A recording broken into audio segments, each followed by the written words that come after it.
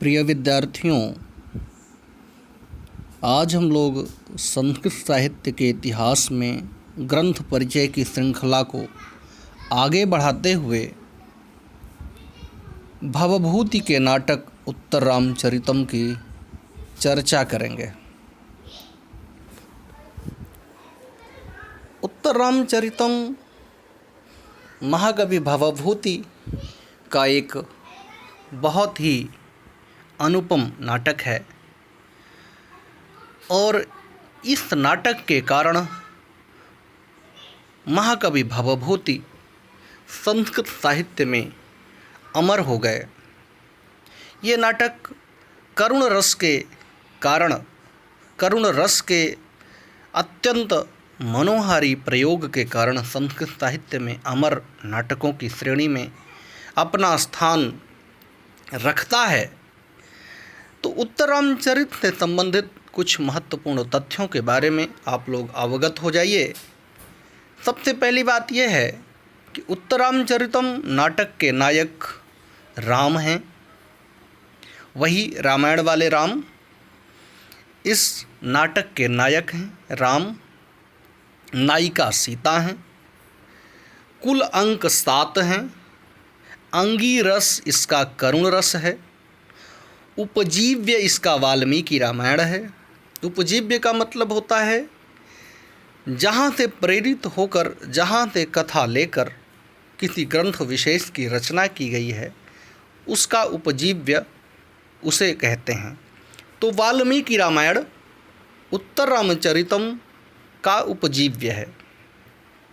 विधा नाटक है, लेखक महाकवि भवभूति हैं और भवभूति के पिता का नाम नीलकंठ था, माता का नाम जातुकर्णी था।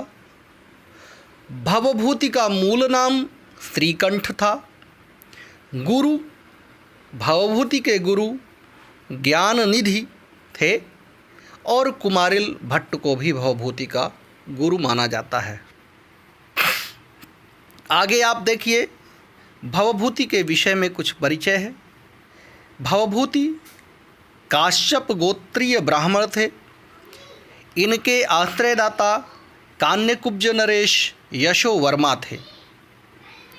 भवभूति का प्रिय रस करुण रस एवं प्रिय छंद शिखरणी है। भवभूति के इस नाटक में जो सर्वाधिक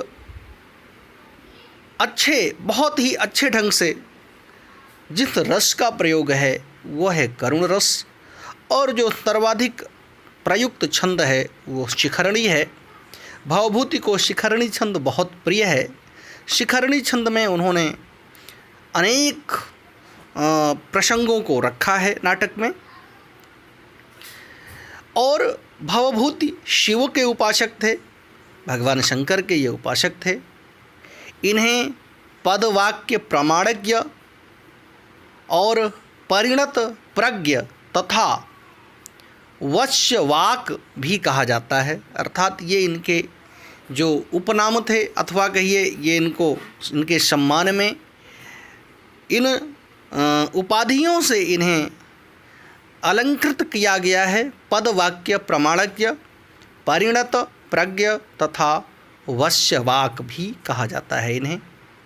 इनके 3 ग्रंथ हैं। महाकवि भवभूति के कुल 3 ग्रंथ हैं और तीनों ही नाटक की श्रेणी में हैं। पहला है मालती माधव जो कि प्रकरण है, दूसरा महावीर चरितम और तीसरा उत्तर रामचरितम है जो कि नाटक है जिसकी चर्चा हम यहाँ पर कर रहे हैं। तो उत्तर रामचरितम, इन तीनों ग्रंथों में विदूषक का अभाव है। प्रायः नाटकों में विदूषक रहता है परंतु महाकवि भवभूति के तीनों नाटकों में विदूषक का अभाव है। एको रसः करुण एव इसी ग्रंथ की सूक्ति है। किस ग्रंथ की? उत्तर रामचरितम नामक ग्रंथ की सूक्ति है। एको रसः करुण एव, ये प्रायः प्रतियोगी परीक्षाओं में पूछा जाता है। या सृष्टि सृष्टुराद्या, इस ग्रंथ का मंगलाचरण है। नहीं, ये या सृष्टि सृष्टुराद्या नहीं, यहाँ पे ये गलत है। या सृष्टि सृष्टुराद्या तो मंगलाचरण है अभिज्ञान शाकुंतलम का, परंतु यहाँ इसका उल्लेख गलती से हो गया है।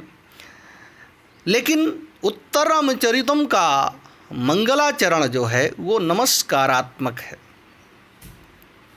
इसके पात्र, उत्तररामचरितम के जो पात्र हैं उसमें राम और सीता के अतिरिक्त गोदावरी, तमसा, मुरला, वासंती, चंद्रकेतु, अष्टावक्र, वाल्मीकि, दुर्मुख, लक्ष्मण, शांता आदि इसके अन्य पात्र हैं।